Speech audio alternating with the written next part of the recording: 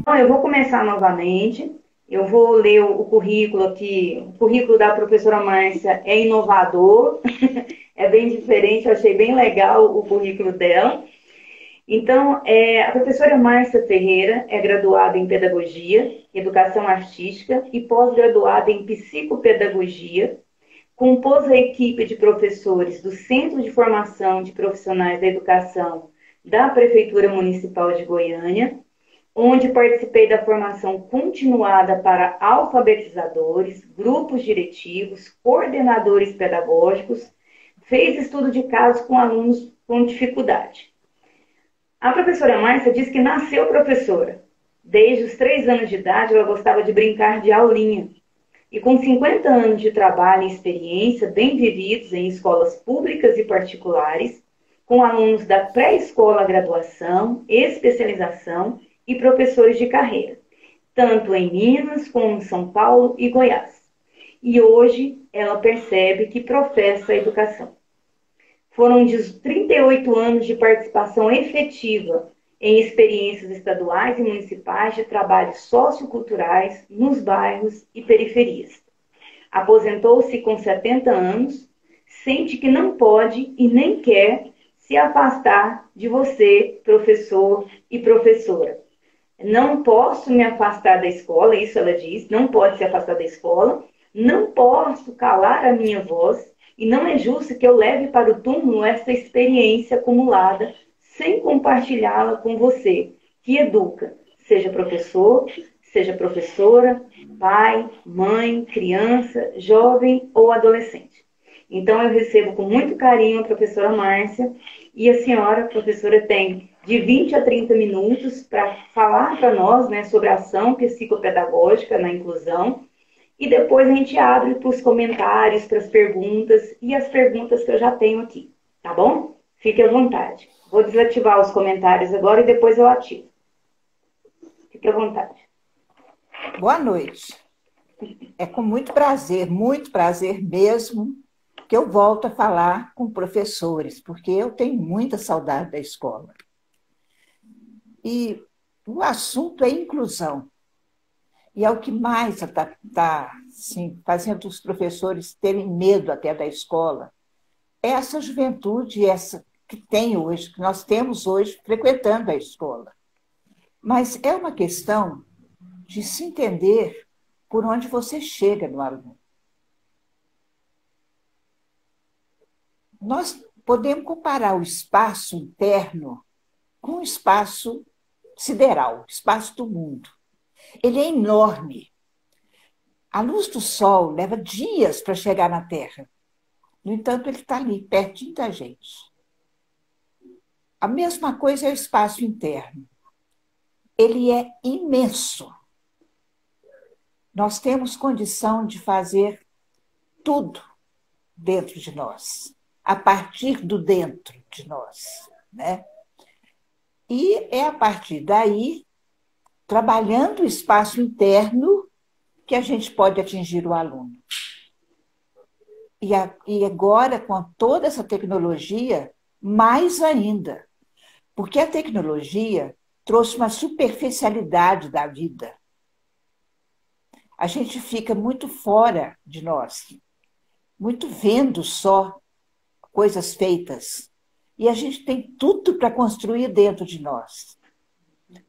Eu lembro, assim, quando criança, como eu chegava da escola, pegava minha boneca e ia contar para ela tudo o que tinha acontecido. Então, assim, era vamos dizer assim, um resumo de tudo que tinha acontecido. E tem outra. Eu tinha tanta certeza que aquela fala minha tinha resposta, que um dia eu morava no interior, eu fui na igreja. Saí de casa, fui correndo na igreja. E quando eu voltei, a minha mãe falou assim, onde você estava? Eu falei, eu fui na igreja. O que você foi fazer lá? Eu fui pedir a Deus para ele pôr uma alma na minha boneca. Porque ela não me responde. Então, isso, por quê? A boneca podia não responder, mas eu estava tendo as respostas. E uma coisa muito interessante é que no sábado tinha um padre lá no convento Santo Antônio que só atendia criança na confissão. E a gente chegava lá e ele falava assim, ele dava um livro para a gente ler durante a semana.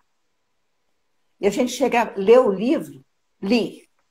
Então eu vou te dar outro. Não perguntava nada do livro, porque esse diálogo é do autor com o leitor. Essa história da gente querer cobrar do menino se ele entendeu, não precisa. E eu nunca fiz isso, exatamente porque eu aprendi desse jeito, com esse padre, com esse freio.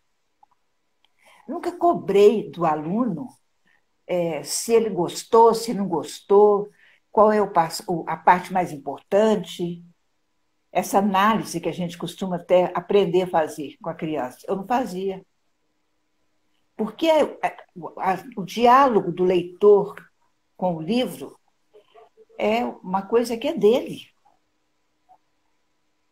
Não há necessidade da gente entrar. E aí a gente vai ver que por isso que eu até comentei com você, a biblioteca é o espaço mais importante da escola. Porque a biblioteca, a criança chega lá, o aluno chega lá para pegar um livro. Ele senta ou pede para levar, ele lê o livro. Ele não tem hora para entrar, ele costuma ir fora fora do horário dele, ele é atendido. Então, é uma coisa bem dentro do espaço de cada um. Por isso é muito importante. E é muito importante a leitura. E a gente não precisa incentivar, basta dar a ocasião. O incentivo vem do próprio autor do livro, né? Quando eu vejo que uma pessoa se sente sugada por tudo que está acontecendo, eu digo, está faltando espaço interior. E esse espaço quem dá é o livro. Porque esse diálogo com o autor que não está ali. Esse diálogo é como eu fazia com a minha boneca. Você não ouve a resposta, mas você adquire essa resposta. Você faz a resposta dentro de você. Então, é muito importante. E é muito importante a gente pensar que não poucas vezes as pessoas são dragadas pelo inconsciente. E é o que acontece. A violência terrível que está acontecendo no mundo inteiro. Crime toda hora. Por quê? Porque quando a pessoa é dragada pelo inconsciente, ela perde o controle. Ela fica pela raiva mesmo, de tudo. Então, a gente tem que voltar para o consciente. E esse é um trabalho muito difícil da escola. Um trabalho especialíssimo, que é o trabalho com o espaço interior, que eu chamo, que é quando a pessoa está ela com ela.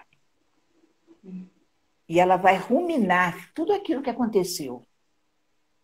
Ou que leu, ou que aconteceu, ou que viu, né? Então, é importante a escola trabalhar isso. Eu gosto muito de uma música que foi feita em homenagem ao Pelé, que diz assim, quando eu acordei, eu já era eu. Então, a gente, quando acorda, quando passa um tempo, é que a gente vê como é que a gente ficou, né? Uhum. Então, é muito importante. Então, o que é educar, então? É gerar espaço. Por que o mundo está assim? Porque não tem espaço. Não é o espaço externo, que muitas vezes está faltando também, mas é o espaço interno, da pessoa poder ter o tempo de ser ela mesma, né? Então, gerar o espaço interno. Que espaço você sente que você tem? Quando a gente começa a ficar angustiada, é porque a gente está se sentindo que está sem espaço. Então, em vez da gente falar, eu tenho que ter paciência, não, eu tenho que ter espaço. Porque o espaço é que me controla, que me deixa leve. O espaço interno. O que nos ajuda a aceitar o espaço interior? É a abertura que a gente tem para a gente mesmo. A gente se aceitar como é. Essa é a primeira coisa para a gente conseguir montar um espaço interior. Abertura, para isso precisa de humildade. Você não tem que ficar achando que você é pior do que os outros, ou que você não tem aquilo que você queria ter. Ah, se eu fosse mais alta. Ah, se eu fosse mais bonita. Ah, se eu soubesse cantar. Não. A gente tem que aceitar o que a gente é com humildade para o espaço crescer. Que aí o nosso espaço interno vai crescer. Ter abertura para si mesmo é o primeiro passo. E abertura significa reconhecermos a nós mesmos como base da nossa autossustentação. A gente sentir que a gente é companheira da gente mesmo. E a gente, quando que a gente entende essa parte, então a gente não fica sozinha. Porque a gente está com a gente. A gente não se sente só. É como a criança com a boneca, né? Ela não se ou o menino com o carrinho, ou o menino com a pipa. Não se sente só. Aquilo é dele. Aquilo é ele, na verdade, né? Creio que ter abertura para si mesmo é reconhecer que a gente tem sustentação. Quando nós reconhecemos isso, a gente se acolhe. E a gente não necessita tanto das atividades externas para liberar nossa tensão. Porque quando a gente está sozinha, a gente tem assunto com a gente mesmo. Né? A gente não precisa. Nós não ficamos abandonados, não nos sentimos abandonados. Simplesmente porque nós não nos abandonamos. Né? Bom, um outro modo de encarar isso é reconhecer quando estivermos perdendo o nosso espaço, nós tentarmos recuperá-lo logo, antes que a gente perca de uma vez. Né? A gente sentir que está perdendo espaço, a gente tem que dar um jeito de mudar de caminho. Às vezes aqui não está dando nada, mas se eu virar a esquina, ali eu vou conseguir o espaço.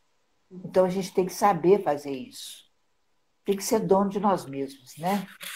Não esperar que as outras pessoas nos lembrem. Eu gostaria de citar aqui uma terapia, que eu chamo. Aliás, no livro está escrito terapia das caixas. Mas quando eu fiz isso, não tinha lido nada, não. Eu peguei uma turminha para alfabetização. E eu já tinha dado aula para curso de especialização de professores de alfabetização. Então, aquilo para mim falei assim, agora, eu ensinei as técnicas, agora vou saber se eu vou dar conta de fazer. De aplicar, né? De aplicar. Peguei o desafio. E aí, peguei uma turminha pequena, de menino pequeno, e fui na cantina da escola, na cozinha da escola, e falei assim, me arranja todas as caixas vazias que você tiver, manda para minha sala. Caixa grande, não interessava. Aí pus tudo no fundo da sala. Os meninos ficaram olhando. Eu começava sempre a aula com uma conversa com eles. E a conversa não era dando conselho nem nada. Era tipo assim, quem tem cachorro? Porque todo menino, principalmente periferia, tem um cachorro. Uhum. Aí, então fala o nome do seu cachorro. Não pedia a raça, porque eles eram pequenos. Aí eles falavam o nome do cachorro. E eu lembro que um menininho não falava. Mas eu conhecia os irmãozinhos dele, que eu já tinha sido professora dos irmãos maiorzinhos que ele. Eu olhava para ele e falava assim, Juninho, e é o seu cachorro? Ele olhava para mim espantado, não respondia nada. Aí fui com os outros, de uma hora para outra, eu falei, bom, não quer falar? Então deixa. Aí ele olhou para mim e falou assim, meu cachorro morreu! Quer dizer, aquilo estava difícil de falar, né? Eu falei, morreu? O que foi que aconteceu? Ah, ele saiu na rua, o carro pegou. Então, aí você traz o interno da criança para você, quando você conversa com eles, né? Depois disso, aí eu falo, agora nós vamos lá para o fundo da sala e vamos brincar com as caixas. O que a gente faz? O que você quiser. Você entra na caixa, você puxa a caixa de carrinho, você faz o que você quiser. E eles ficavam ali. O que eles estavam fazendo nessa hora? Eles estavam medindo o espaço que eles tinham em volta deles, medindo inconscientemente, conhecendo até que ponto eles teriam espaço. E todo dia eles queriam brincar disso. Todo dia. Depois da primeira conversa, eles já começavam a levantar, querendo ir para o fundo. Nem me pediam, sabe? Então, isso é o quê? É trabalhar o espaço interno. Teve uma vez, mudando completamente de assunto, que eu estava trabalhando com noturno, e o menino tinha faltado alguns dias. Eu falei, cadê fulano? Aí já era coordenadora, né? Eles falaram assim, ixi, ele levou um tiro. Eu falei, tiro?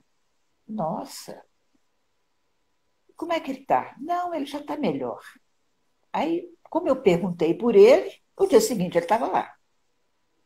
E aí, eu falei, mas o que foi que aconteceu? E antes de eu perguntar, eu falei assim, menina, mas eu te acho tão bonito. Ele era um preto dos dentes brancos, bonito, um sorriso lindo. Eu falei, adoro o seu sorriso. Aí ele se relaxou. Aí contou, né, que ele levou tiro, porque acho que foi até da polícia. Ele devia estar roubando, qualquer coisa assim. Eu falei, mas faz tanta falta. Não falta mais, não. Como é que eu vou ficar sem esse sorriso? Gente, bastou isso. O menino mudou, nunca mais faltou, estava sempre na sala de aula. Depois teve um outro caso de uma menina que, quando ela pediu matrícula, os professores falaram, não deixa, não. Nessa nós não queremos, não. Ela já foi daqui, era, graças a Deus que saiu, que essa menina é um cão. Eu falei, mas nós não podemos dizer para uma pessoa que está entregando para nós a vida dela que a gente não quer. Nós temos que tentar um jeito.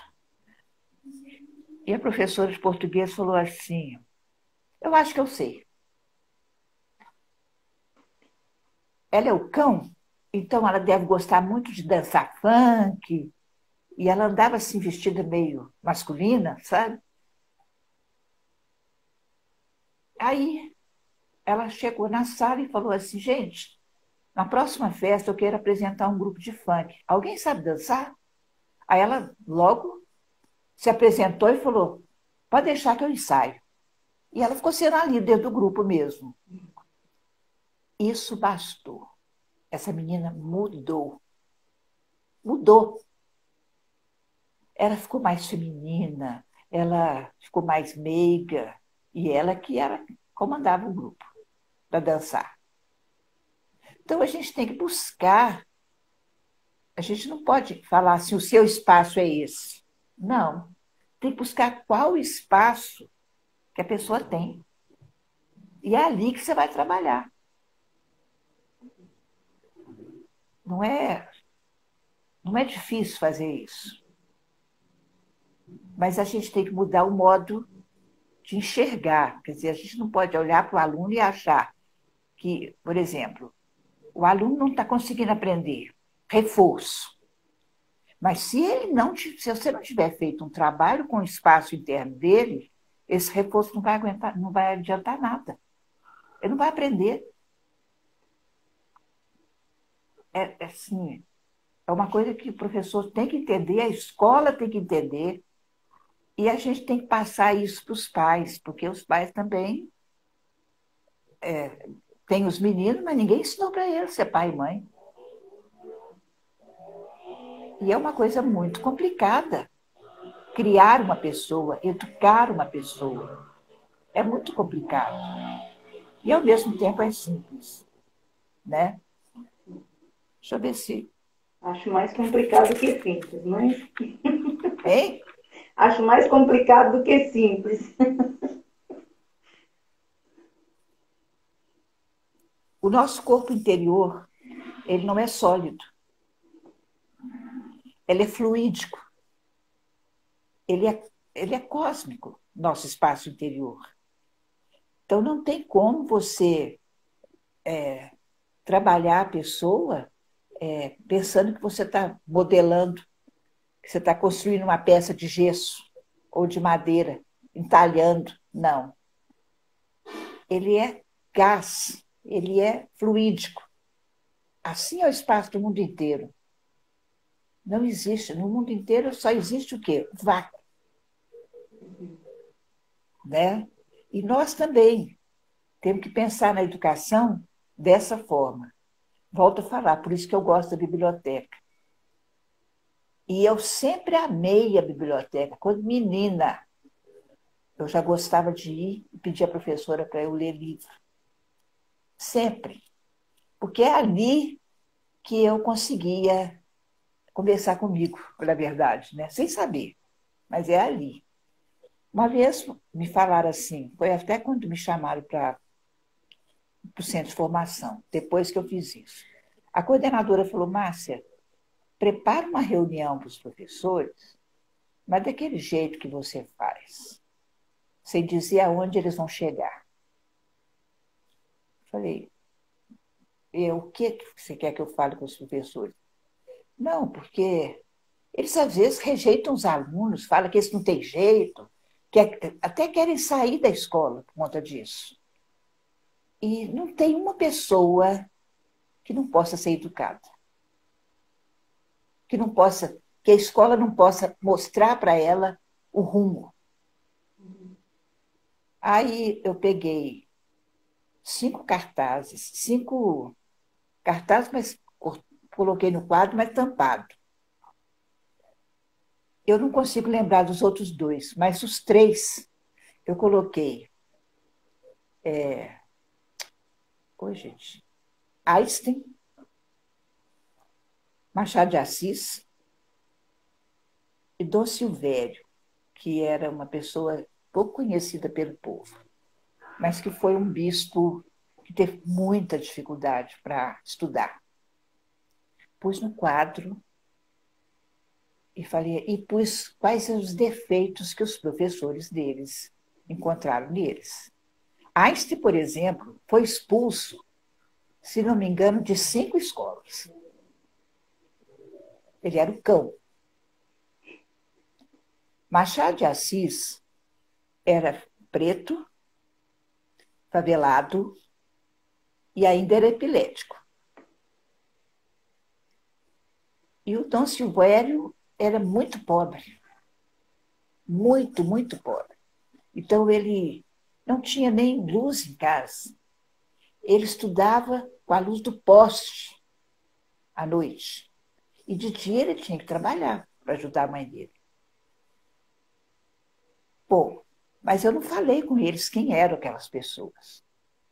Não mostrei a foto. Só falei assim, esse é assim, esse é assim, esse é assim. Os professores falaram, olha, não tem ninguém que tem tudo isso, não. Eu estava exagerando as coisas. Falei, então eu tirei o papel para mostrar quem era. Falei, olha, eles foram rejeitados pela escola. E todos três, eram cinco, mas não estou lembrando os outros dois, são grandes. Todos três. Então, a gente não pode rejeitar ninguém. Mas ninguém. Porque se tem um formato humano, tem condição. Tem condição da gente trabalhar. Agora, como eu falei, o ponto-chave é trabalhar o espaço interno. Quer dizer, é trabalhar a pessoa como ela é por dentro. Porque por fora, para fazer reforço, treinar matemática, é bom. É claro que é bom e é preciso. Mas se não tiver o trabalho interno, isso não vai levar a nada. Não vai levar. Num desses dias que eu voltei lá na escola, assim, para uma festa que eles me chamaram, depois que eu saí de lá, o menininho falou para mim assim, você lembra que você me pôs de castigo? Você me pôs aqui no sol, em pé? Eu falei, eu lembro. E você lembra o que você fez? Você pegou sua bicicleta, jogou seu colega no chão e passou em cima da barriga dele com a bicicleta.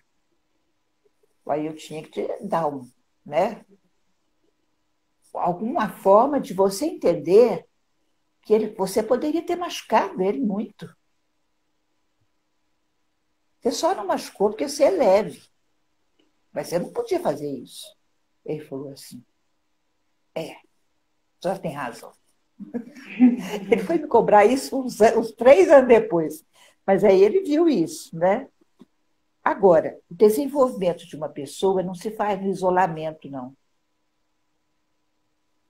Ele faz no meio do grupo.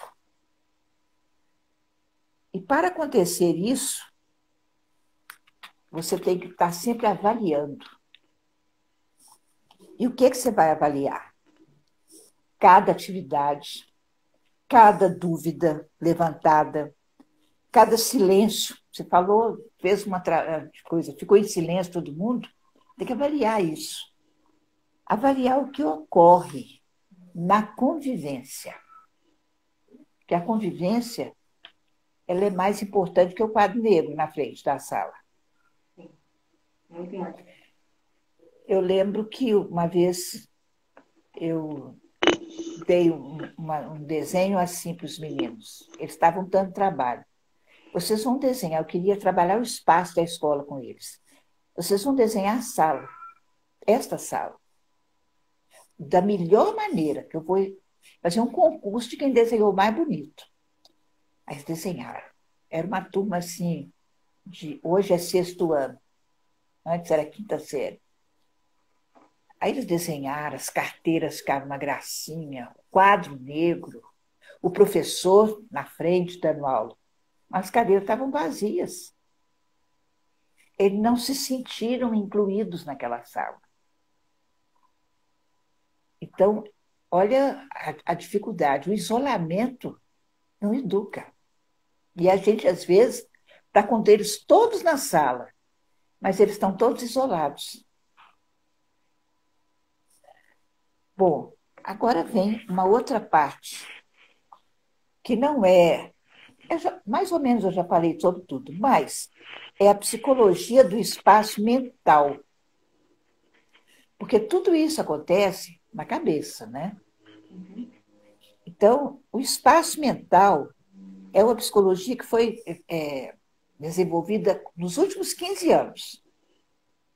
Antes, não se pensava nisso. Com trabalhos clínicos, experimentação, principalmente aplicações clínicas. E aí surgiu a terapia do tempo, da linha de tempo, as constelações familiares, o panorama neurosocial, que é muito importante quando a gente está trabalhando com adolescente ou com adulto mesmo, mas a gente está trabalhando a educação de alguém, a gente levar essa parte também. E isso é muito difícil, demorou muito a ser estudado, porque o espaço mental trabalha o quê? O inconsciente. Por isso que os meninos às vezes ficam rebeldes, às vezes, olha, a melhor maneira de a gente acabar com a droga é fazer o trabalho do espaço mental.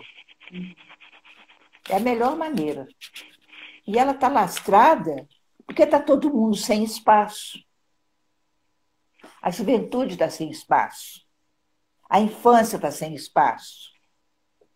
E esse espaço tem que ser criado de dentro para fora. Não é? Por isso que a tecnologia é boa. Mas a gente não pode abandonar que nós somos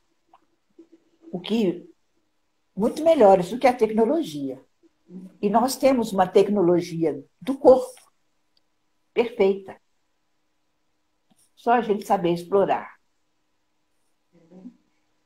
As principais razões de ter demorado tanto tempo para se falar em psicologia espaço mental são que os psicólogos vivem tridimensional. Toda a nossa realidade é tridimensional, né? Então, esse espaço mental está fora da consciência. Então, por isso, não tem estudo. O máximo que se estuda do inconsciente é que ele existe, na verdade. Porque o inconsciente é inconsciente. Cada um conhece o seu. Por isso que eu falo em espaço interior. E os instrumentos preferidos de pesquisa em psicologia é varredura cerebral, é feedback, é observação de comportamento. Tudo isso não está no inconsciente, está no consciente. Então, a gente tem que começar a pensar nessa parte. E se a gente quiser realmente um trabalho bom, a gente tem que começar pelo espaço mental, pelo espaço interior, principalmente o espaço interior. Agora vem a segunda parte, que é a inclusão. Vocês imaginam que cada criança, a escola é um grupo social. Mas vocês já viram o jogo de xadrez que é para fazer com isso? Porque cada criança tem um grupo familiar, tem a vizinhança, tem o grupo educativo, tem o grupo religioso, tem o grupo do lazer, que é o clube, e nós temos o grupo profissional e ainda temos o grupo político. Nós somos de todos esses grupos. Então, vocês imaginam a coxa de retalho que é dentro de nós.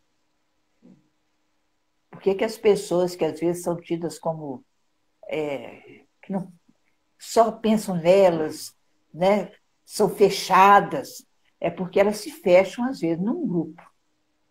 Mas nós não podemos nos fechar, porque nós somos de todos. Nós somos uma coxa de retalhos. E aí vem, mais uma vez, o trabalho com essa coxa de retalhos, com esse espaço. Os indivíduos. Para isso, é preciso ter o quê? Uma interação social. A gente aceitar o outro grupo como ele é. A gente não pôr defeito, por exemplo, na religião do outro, na casa do outro, do bairro do outro, na roupa do outro. A gente tem que ter uma interação social. E, com isso, a gente consegue fazer um trabalho bom. Agora, se alguém quiser fazer alguma pergunta... A senhora terminou a fala da senhora? Acabou. Terminou. Então, muito obrigada. O que eu preparei... Sim. O que eu preparei, eu acho que dá, né? Sim. Não, está ótimo. Porque realmente é uma prosa, né? A senhora bem explana. E agora eu vou ativar aqui os comentários. Aí o pessoal já pode começar a comentar. Mas eu já tenho uma pergunta aqui para a senhora, é que o que é a psicopedagogia e qual a função que ela desempenha por quem segue essa carreira? Psicopedagogia, ela começou dentro da América, no Rio Grande do Sul, na Argentina, e ela tem a finalidade de ajudar exatamente na educação, que ela trabalha com a psicologia tanto fala psicopedagogia. Ela trabalha a psicologia dentro do ato de ensinar. Uhum. E tem umas coisas interessantes da psicopedagogia. Quando eu quis fazer psicopedagogia, é porque eu sempre, desde que eu comecei a trabalhar da aula, que eu me interessei pelas dificuldades de aprendizagem. E não foi à toa, não. Porque eu tive um problema de aprendizagem. Quando eu estava terminando a pré-escola, a professora chamou minha mãe e disse que eu não receberia o diploma. E aconselhou me colocar numa escola especial, de excepcionais. Minha mãe ficou apavorada. Ela não tinha visto nada de anormal em mim. E conversou com a vizinha e ela falou, não, põe ela numa outra escola mais simples. Porque, na verdade, a escola que eu estudava era nota 10 mesmo. Aí, como nós fomos para o interior, porque minha mãe precisou de ir, porque estava grávida, meu pai precisava de viajar, nós ficamos na casa de uma prima de meu pai, e ela era diretora da escola normal. E a minha prima, um dia, e eu era assim, a gente sentava na mesa para almoçar, eu tinha,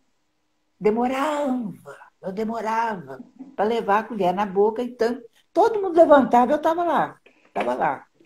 Aí ela parou perto de mim e ficou olhando. De repente ela falou assim, pega com a outra mão a colher. Aí eu peguei com a outra mão e acabou, né? Aí eu tinha movimento. Ela falou assim, descobri o problema dela, ela é canhota.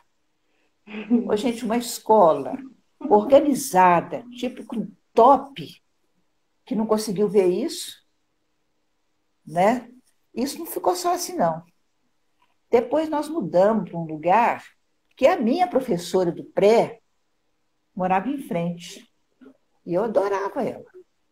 É desse pré que não quis me dar o diploma. E todo dia eu ficava brincando com ela, chegava na janela e falava, oi, dona Hélia. Aí, bom, eu fui para o internato, e a dona de colégio de freira, e a dona Hélia era irmã de uma freira, lá no sul de Minas. E ela chegou lá para visitar a irmã dela e me viu lá. Eu já estava na 7ª série. Uhum. Aí ela falou, o que você está fazendo aqui? Eu falei, uai, estou estudando. E aí ela conversou um pouco com a irmã, que era minha professora de português, que era uma excelente professora, era doutora, inclusive, em literatura. Uhum. E ela falou assim, elas ficaram as duas conversando, sozinhas. E ela contou, né, que eu tinha tido problema. Ela falou, não tem nenhum. Ela não tem nenhum. E hoje ela escreve com a direita. Antes ela escrevia com a esquerda, agora hoje ela escreve com a direita. Aí falou para ela assim, isso eu só ouvi. Tinha um quadro que ficava assim no pátio, de honra ao mérito.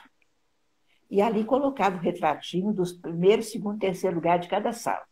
Uhum. Eu nunca saía daquele quadro. Ou eu estava em segundo ou eu estava em primeiro. Aí ela falou para ela assim, olha lá, ela não sai do quadro de honra. Essa professora levou susto. Nunca podia imaginar que ela estava errada, ou a escola inteira estava errada. Então, por causa disso, por causa desse fato, eu sempre me interessei pela dificuldade do aluno. A gente tem que descobrir a fundo por que está acontecendo aquilo. Entendi. Tem uma outra pergunta aqui, é porque as escolas em geral, elas reagem bem a essa intervenção da psicopedagogia, de um psicopedagogo, na verdade? Reage. Pelo menos quando aonde eu fui, eu fiquei dando assistência a 6 escolas por alguns anos, perto. A prefeitura dividiu em áreas, né? Eu, então, fiquei numa região com 6 alunos. E ali a gente ia passando para os professores aonde estava o problema do aluno. Por exemplo, eu tive um aluno que a professora falou, não tem jeito não, tem 4 anos que ele está aqui, não aprendeu nada. Falta muito. A mãe quase não vem aqui. Aí eu comecei a trabalhar com ele. E ele gostava muito de mim. Aí, quando chegou um dia, ele chegou com uma camisa maior que ele, porque era um menino, 4 anos, já era maiorzinho, né?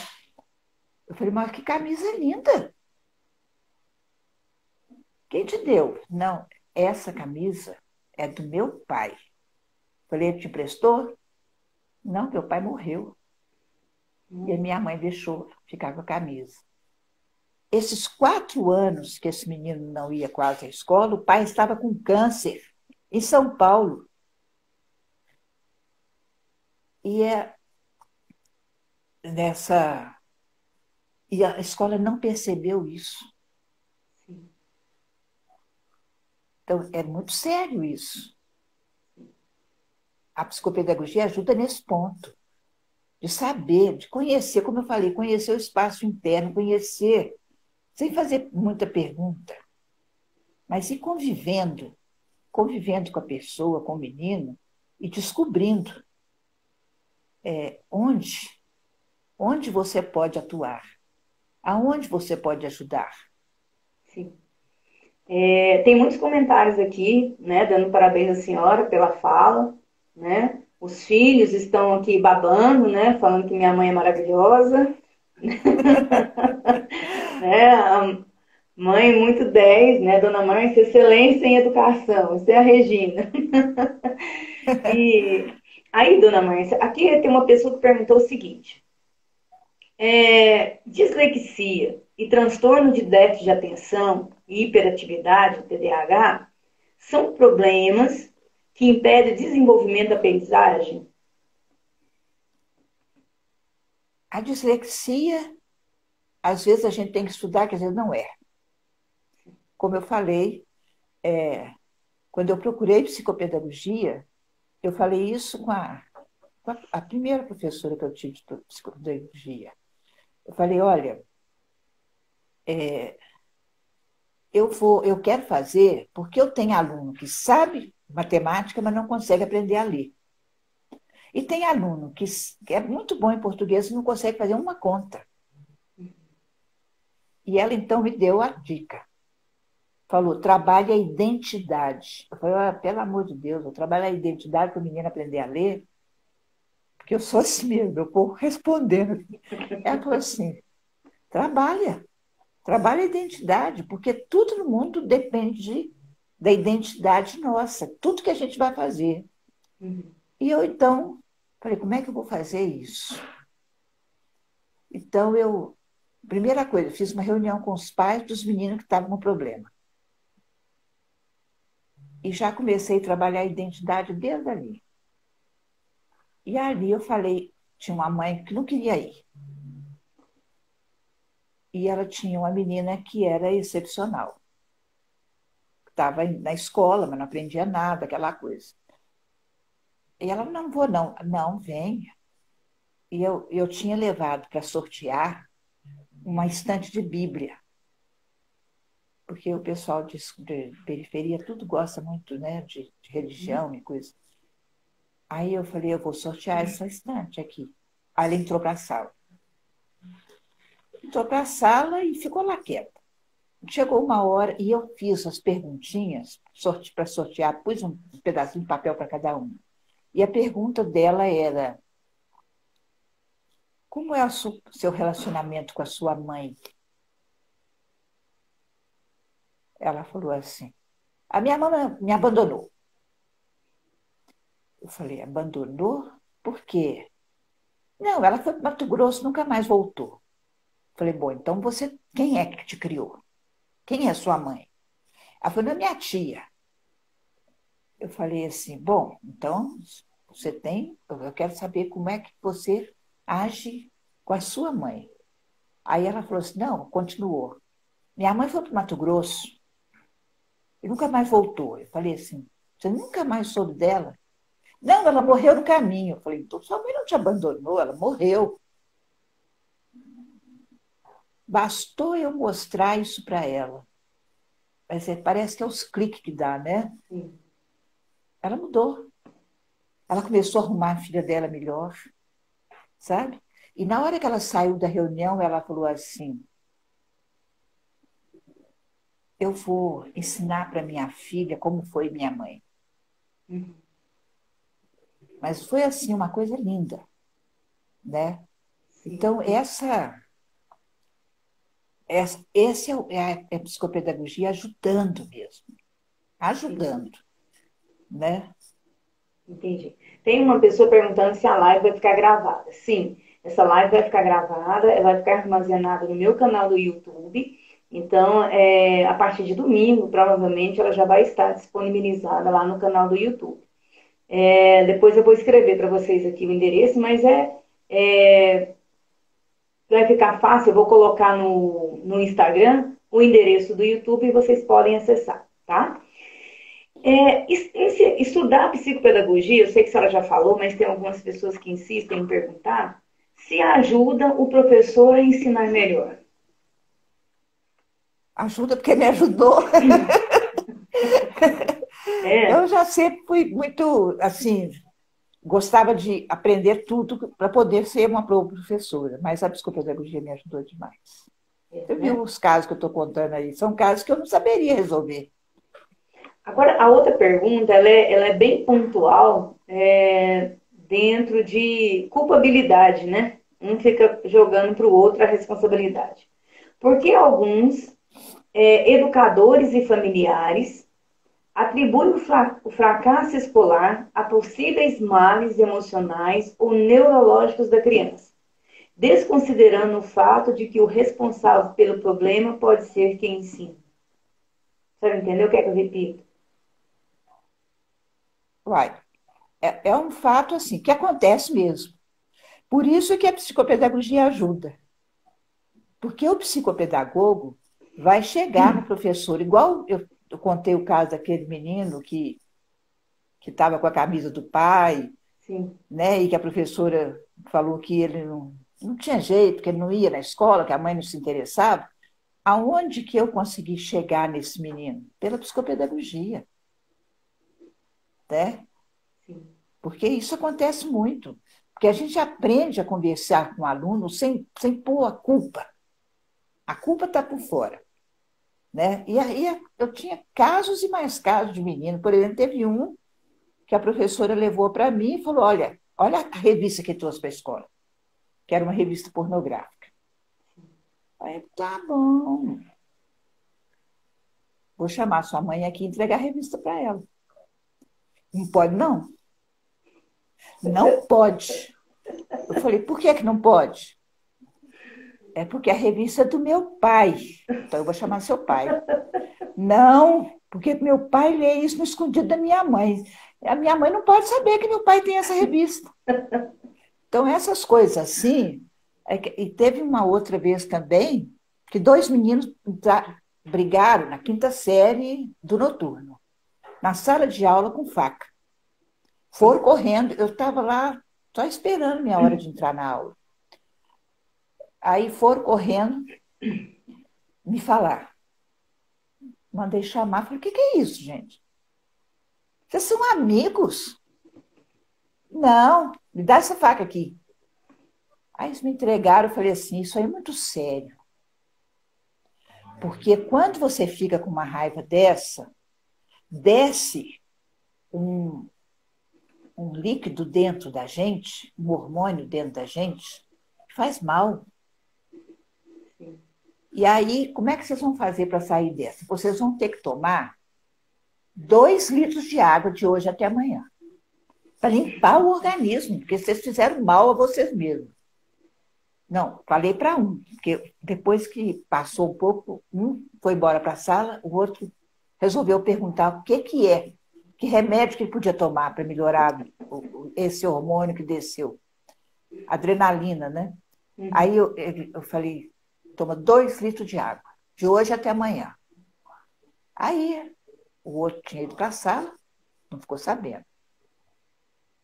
Quando eu acabei, chega a diretora com 2 policiais para prender os meninos. Eu falei, quê?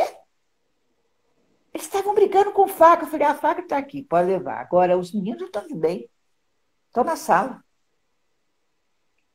E isso é que o psicopedagogo vai ajudando os professores a resolver, né? Aí, quando chegou 2 dias depois, porque um quis saber, o outro foi embora para a sala. 2 dias depois ele veio e falou assim, a senhora pode me dar aquele remédio que a senhora deu para o meu colega? Eu falei, posso. Você toma 2 litros d'água de hoje até amanhã. São coisas que a gente pode fazer, não é? E não é mentira, não. Limpar a adrenalina do corpo não é mentira, não. Né? Eu sei, sim. A Heloísa Helena disse que está aqui assistindo a senhora. Ela pediu para eu falar, tá? Que ela está aqui assistindo a senhora. Heloísa Helena de Belo Lelena, Horizonte? né? Deve ser, ela colocou Lelena. Ela foi minha aluna na 5ª série, há muitos anos já, Nossa. que ela já é vó, mas ela está sempre mandando alguma coisa para mim. Nós sempre estamos conversando. Eu quero Que mostrar bom. aqui o livro da senhora, né, para o pessoal conhecer, que é o Ação Psicopedagógica na Sala de Aula, uma questão de inclusão. E aí, quando eu vejo a senhora falando de inclusão, porque geralmente as pessoas, quando vai falar de inclusão, elas acham que é somente a pessoa com deficiência. E a inclusão, na verdade, são todas aquelas pessoas que, de alguma forma, se sentem excluídas de algum ambiente, né? Então, se eu me sinto excluído de algum ambiente, eu preciso fazer a inclusão daquela pessoa, né? E o que eu percebo da senhora é justamente isso. A senhora faz esse tipo de inclusão. Alguma criança está dentro da sala de aula e não se sente parte daquele meio, seja com deficiência, sem deficiência, ou seja qualquer outra minoria que ela faça parte, a senhora tenta incluir ela, isso. Tem que incluir. Eu tenho um exemplo desse também. Era um menininho que era até... Eu comecei a trabalhar num colégio, foi o primeiro emprego que eu tive, num colégio de freira, que era ótimo, que era perto da minha casa. E tinha um menininho que ele era menor que os outros, porque ele tinha 8 anos, eu estava com uma turma de 4ª série. Mas a turma não aceitava ele. E as irmãs não queriam deixar que ele voltasse, porque ele já sabia, ele realmente estava ali porque ele tinha passado de ano, e porque por causa da irmã dele, da tia dele. Aí falou assim, Márcia, dá um jeito. A gente, eu estava começando. Eu já tinha sido professora, assim, como aluna, né? Como estudante. Mas eu estava começando minha carreira. Ela falou, dá um jeito nele. Eu falei, bom, eu vou pensar como é que a gente pode fazer. Como eu sempre tive sempre uma parte da aula para conversar, e nesse dia eu contei a história de Tiradentes. Estava perto do tempo de Tiradentes, que morreu na forca pela independência, etc. E esse menino, que era o Joãozinho, falou assim, eu sei por que Tiradentes morreu. Eu falei, por quê? Porque ele não tinha pai nem mãe. Porque se ele tivesse, ele não faz isso, não. Eu achei muito inteligente a resposta dele, mas o menino não era bem aceito. Aí, quando chegou mais um pouco depois, a coordenadora falou assim, Márcia, nós vamos fazer um jeito de entrosar esses meninos, vamos fazer uma tarde de futebol, de esporte, uma tarde assim. era misto, mas elas iam fazer, e naquele tempo que eu comecei a dar aula, mulher não jogava, né? Não jogava futebol, ainda mais dentro de um colégio de freira. Aí as meninas iam torcer e os meninos iam jogar. Aí eu cheguei com o time e fui montar o time na sala, para a nossa turma. Falei, eu quero ganhar, viu, gente? Eu quero ganhar esse campeonato. Aí o Joãozinho falou, eu vou ser o goleiro, porque os meninos não gostavam dele. Eu falei, então tá. Como ninguém queria ser goleiro, porque todos queriam era chutar a bola, eles aceitaram. E o Joãozinho deu um show. Ele não perdeu uma bola. E o time ganhou. Resultado. O Joãozinho virou ídolo na sala de aula. Toda vez que tinha que jogar, era ele que tinha que ser o goleiro. Então é isso, a gente tem que achar um jeito da pessoa ser aceita de alguma forma. É muito interessante ver uma aluna de tantos anos, né, aparecer aqui na live, né? Eu acredito que isso seja muito emocionante para uma professora, né? Depois de tantos anos, ainda ter uma aluna que se lembra, recorda com carinho, né? Traz essas memórias. Isso é muito gostoso. Eu tenho certeza que isso é bem emocionante. Aí, muito esperta, gente. Ixi, A tem minha gente. assessora. É, sinceramente, a internet ela aproxima e ela democratiza muito o acesso das pessoas. Porque, sinceramente, é emocionante ver a senhora, né, uma pessoa já idosa e com tanta habilidade para a internet. Porque tem pessoas muito mais jovens que eu convidei e ficou com medo. Não teve coragem do desafio de vir aqui conversar. E a senhora aceitou de Ah, pronto, né? E aqui tem disse assim, que a Patrícia Herrero mandou um beijo sei. para a senhora, tá? Ela pediu para dizer para a senhora, A tá? Patrícia foi minha colega de trabalho e ela era novinha e eu já estava, né? Madura, mas ela me ajudava muito. Mãe, falar dos netinhos, Pedro Léo pediu. Hein? Não, é porque os netinhos da senhora estão mandando um É. beijo. O Pablo e o Ah, Iago, tá. Um tá? beijo para você, Pablo. Outro para você, Iago. Muito legal, né? Muito bom. Eu acho que deve ser, é igual eu estava falando quando a senhora não tinha entrado, deve ser muito emocionante para um professor, depois de tantos anos, ver que uma aluna ainda tem carinho, né? Resgata memórias, né? E vem aqui na internet, assim, demonstrar esse carinho, esse afeto pela professora, né? É Depois eu mesmo. quero, não é bom? Eu acredito que deve ser muito emocionante. Eu queria que a senhora falasse um pouco desse livro, Doação Psicopedagógica na Sala de Aula. Regina,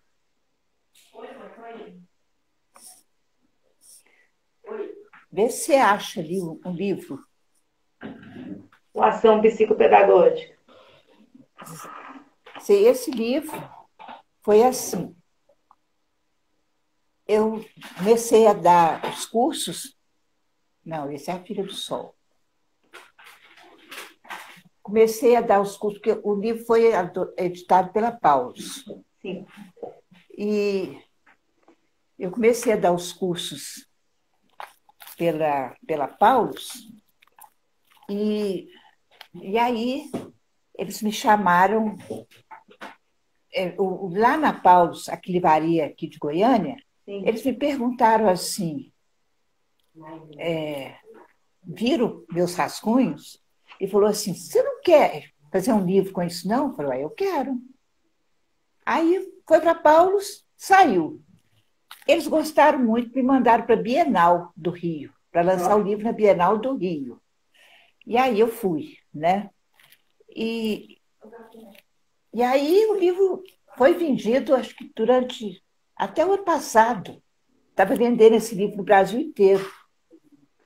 Sim. Eu fui para o norte, eles me chamaram lá para num congresso para eu falar, sabe? E foi muito bom. Inclusive lá no congresso lá de Belém, quando chegou o dia de eu falar, eu comecei a falar e o povo que estava no salão começou a chegar mais perto, chegar mais perto. Aí, quando eu terminei, um professor, sei lá o que que ele era, diretor, falou assim: eu queria falar que quando eu te vi aqui para fazer uma palestra num congresso cheio de gente assim, falei, coitada dessa mulher, ela já não tem idade para isso. Mas eu estou bobo de ver.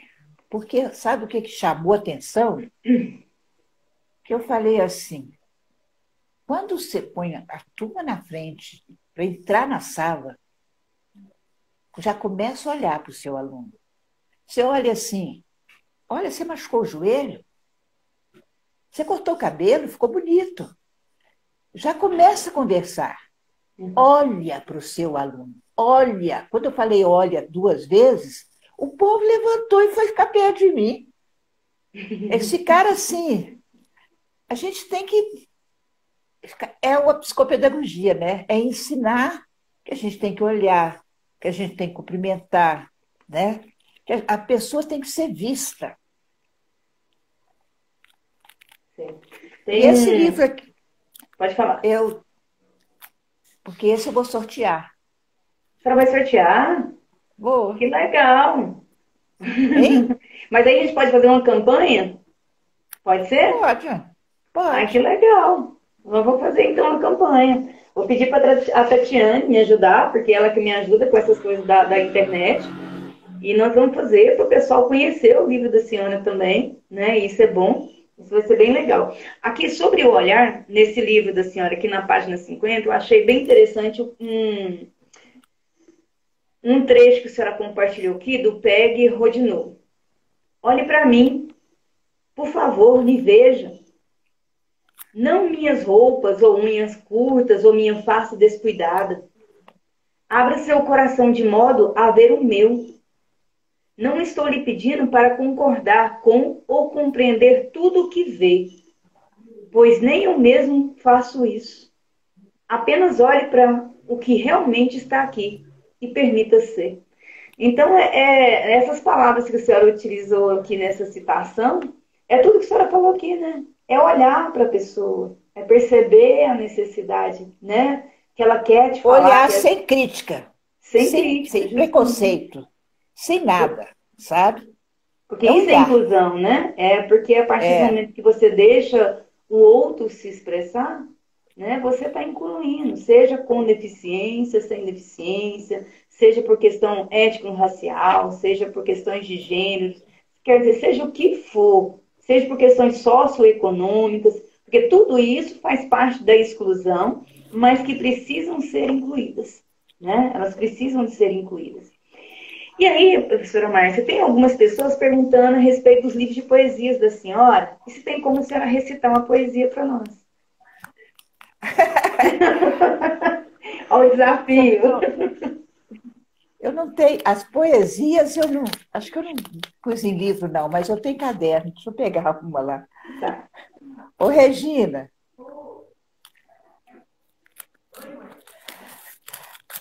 Meu ela. livro? Não, Poesia? aquele caderno velho meu de poesia. Está no guarda-roupa. Tá lá no guarda-roupa. Eu escrevia poesia em papel. Às vezes eu estava numa palestra, uma coisa, eu ia escrevendo. Aí, quando chegou um dia, uma aluna resolveu pegar minhas coisas, uma aluna do magistério, e fez um caderno, copiou, passou tudo a limpo. Viu? Aproveita e lê que você escreveu para mim. Ah, Aí. aí, não, mas eu vou ler uma coisa que tem a ver com o professor, né? Aí ela passou a limpo, mas só que o caderno já tem mais de 50 anos, né? Meu Deus. Está velho. Deixa eu Mas ele está ver, aqui. deixa eu ver, professora Márcia, deixa eu ver o caderno. Aqui. Gente, olha que raridade. Isso é uma Aqui, ó. raridade. Aqui está a dedicatória da aluna que fez. Que legal. Passou meu caderno a limpo. Ai, ai. Deixa eu achar uma aqui que eu tenho. Semear. Uma que tem a ver com a educação, né?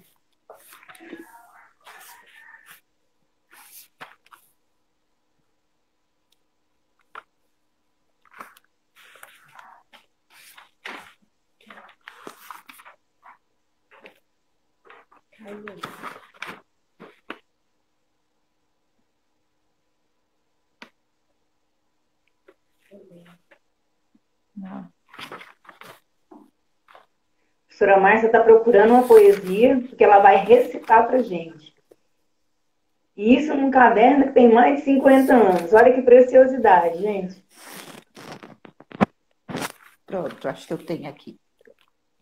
Semear. Já viste o semeador quando sai a semear? Ele joga, ele lança e avança, sem obter resposta. Vai adiante. Até que do solo a planta se levanta. E lhe responde com perfume, cores e belas flores. Semeia, professor. Semeia o teu saber.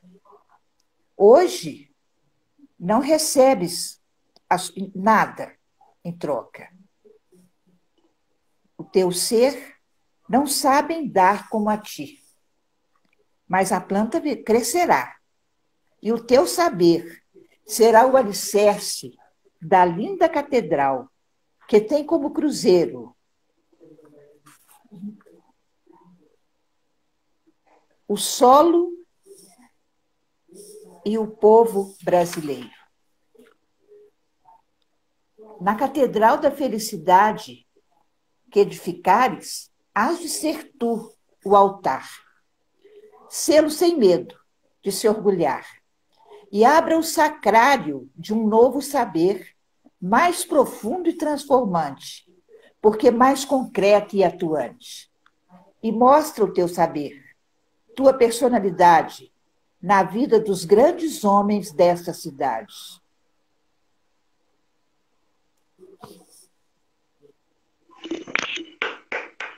Muito lindo. Assim, eu consertaria essa poesia aqui, os grandes homens que serão um dia, né? Porque quando eu fiz, não pus.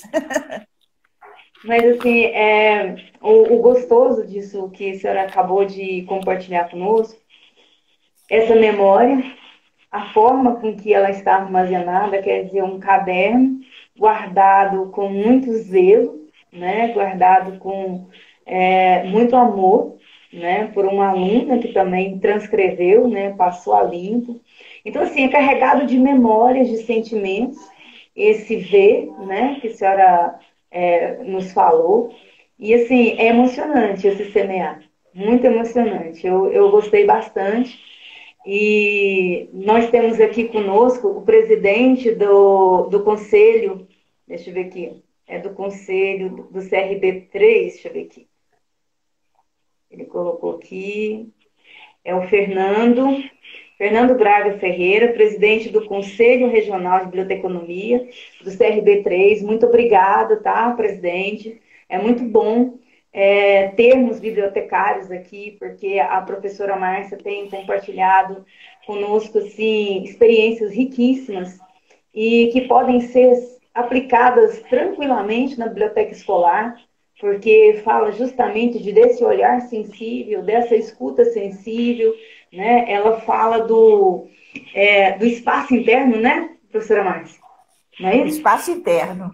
Ela fala de espaço interno e o Barbier fala de escuta sensível e olhar sensível, né? Que é justamente isso que a gente precisa para incluir, seja quem for. E o bibliotecário, assim como o professor ou a bibliotecária, não é diferente. A gente precisa de ter esse olhar, nós precisamos de ter essa escuta sensível para quando for o aluno, né, o estudante, seguir para a biblioteca, ou o professor também for na biblioteca buscar um recurso, né, para trabalhar, porque a senhora disse que gostava muito de biblioteca, gosta, né, de biblioteca. E nas escolas que a senhora trabalhou, havia biblioteca, havia essa comunhão entre professor e bibliotecário, essa prática de leitura, como que era? Sabe que a escola brasileira está cada vez mais sem nada, né? Eu, quando estudei, tinha uma biblioteca muito grande num colégio particular, né? E eu vivia lá dentro. Agora, depois, eu trabalhei numa escola que tinha biblioteca, a única. Porque as outras todas, eles tiraram a biblioteca para poder pôr mais sala. Aqui em Eles fizeram Goiânia? escolas... Não, no Brasil inteiro. Ah, Fizeram escolas menores. uhum. Quer dizer, o que é que ficou na escola? A escola pública. Ficou a cantina, o banheiro e a sala de aula.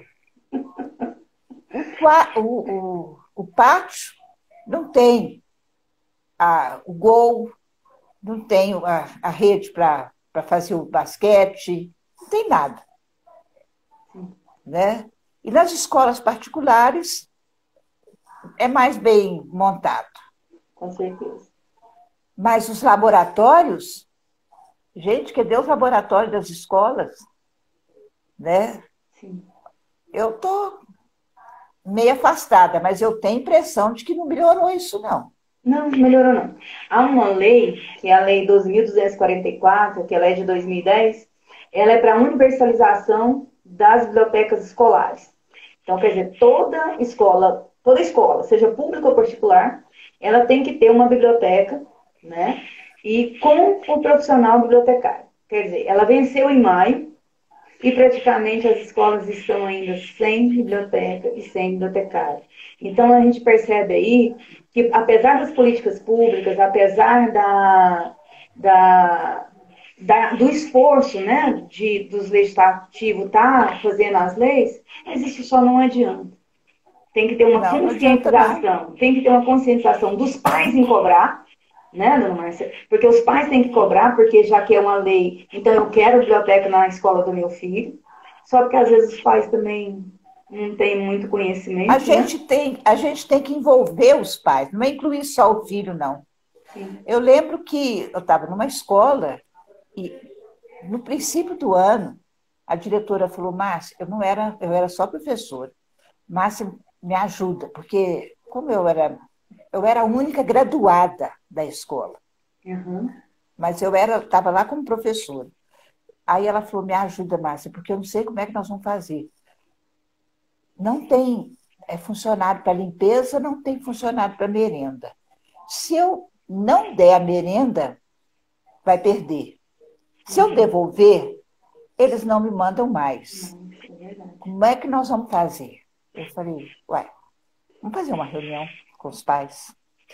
Aí eu falei, olha, gente, nós estamos com um problema aqui, que nós estamos só temos uma funcionária para fazer o serviço. E ela vai ficar o quê? Ela vai lavar os banheiros dos alunos e vai passar um pano nos corredores. A sala de aula, os professores vão fazer, vão limpar, antes de entrar a aula. Quer dizer, a gente tem que se incluir, porque senão, como é que a gente põe os outros, né? Aí, mas agora tem um problema. Nós estamos com a merenda aí. Então, eu dou para vocês uma opção. Ou vocês vêm ajudar a fazer a merenda, ou vocês mandam a merenda pelos seus filhos. A merenda de casa. Como a maioria não tem como nem dar essa merenda para o menino, numa escola de periferia, eles decidiram, no instantinho nós temos equipes. Fizemos 3 equipes para poder, de manhã e 3 à tarde, para fazer as merendas, né? Mas eles ficaram tão dentro da escola, passaram a se sentir, sabe, da família. Parte da escola, né? Parte. Ele ainda lavava as vasilhas todas, ficamos com tudo sem problema. Entendi. Aí, quando chegou no Dia das Mães, eu agradeci muito. Eu tinha uma mesa que eu estava encostando, uma mesa de sala de jantar, eu levei para sortear para as mães a mesa e as cadeiras. A gente acha que o bairro inteiro desceu para perto das mães aquele dia, sabe? Dona Márcia, É isso, a gente... Pode falar. Não, é só isso.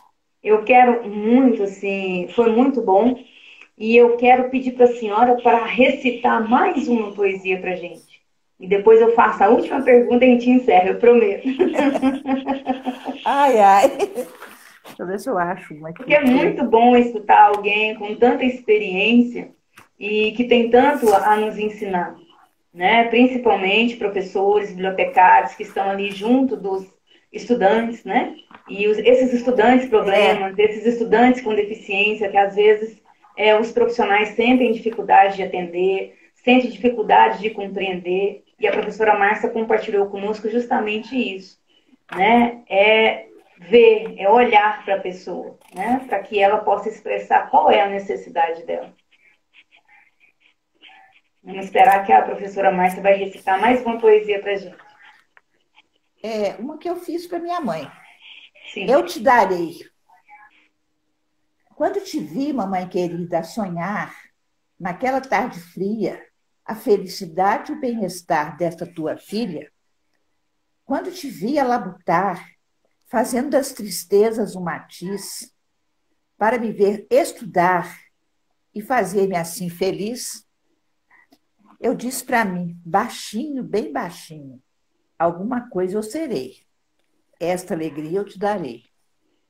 E os dias iam se amontoando, os cadernos se acabando, eu pensava a cada hora, mamãe, eu te darei. Nas lutas e na saudade, estou ficando emocionada porque minha mãe já morreu. Nas lutas e na saudade, em cada felicidade, murmurava, vencerei, esta glória eu te darei. Lutei, venci, o diploma eu consegui. E agora, entre lágrimas, meu diploma te darei. Dizendo-te bem segura, com toda a minha ternura, outros diplomas ainda te darei, porque pensando em ti, eu vencerei. Emocionante, muito emocionante, muito mesmo. A professora Marta fez mediação com a comunidade. Muitos acham que só deve ser papel do Estado. É verdade. É uma das coisas que ela fala muito no livro dela, nesse livro aqui, é justamente esse papel da gente se incluir, né? Professora Márcia, a senhora me mandou, eu tinha pego aqui, eu sei que a senhora mandou em um momento, acho que no final do currículo da senhora, que a senhora tinha perguntado a respeito do Brasil, né?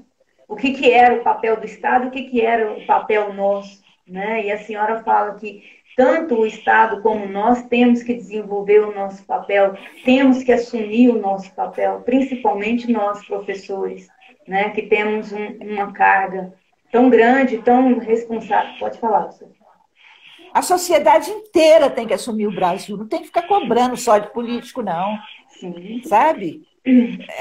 Quando a gente fez aquela proposta naquela comunidade, que a gente estava sem ninguém, a gente não chegou lá para chorar a mágoa, não. A gente chegou para resolver. E a gente conseguiu incluir a comunidade inteira daquele bairro na escola. Porque aí as mães foram fazer a comida, né? Porque a senhora ensinou responsabilidade social, né? Que na verdade é isso, né? Que tanto as empresas, como o governo, como nós, né? Cada um de nós temos que ter essa responsabilidade social. Professora Márcia, muito obrigada. A senhora encerrou com chave de ouro, com essa emocionante poesia, né? Eu sei que mãe é algo riquíssimo, né? E quando se perde, fica esse vazio, e quando busca lá nas memórias, é difícil não se emocionar. Mas, assim, a fala da senhora foi brilhante. Muito obrigada pelos ensinamentos, por compartilhar tantas experiências conosco. Muito obrigada. E agora, vou ver como é que a gente faz para te entregar esse livro. Depois eu pego. Esse livro para sortear. Nós vamos fazer um sorteio. Eu vou colocar um anúncio lá no meu perfil do Instagram. E aí nós vamos fazer o sorteio pelo Instagram. Para quem participar, a gente vai colocar umas normazinhas. E aí a gente vai fazer o sorteio do livro da professora Márcia. Tá, gente? Então, gente, muito obrigado vocês que ficaram conosco aqui e pôde desfrutar, né, da fala da professora Márcia. Para quem não ouviu tudo, vai ficar lá no meu canal do YouTube. Eu vou estar colocando os vídeos, vou editar e depositar eles lá, armazenar no canal do YouTube. Doutora Márcia, E eu mais estou uma às vez. ordens para trocar experiência com quem quiser trocar. Sim. Vou usar a Keila como o ponto, Canal. o ponto de contato. Ó, muito obrigada, senhora. Muito obrigada. Obrigada a você também. E a vocês Então tá. todos que me ouviram. Isso. Um grande abraço.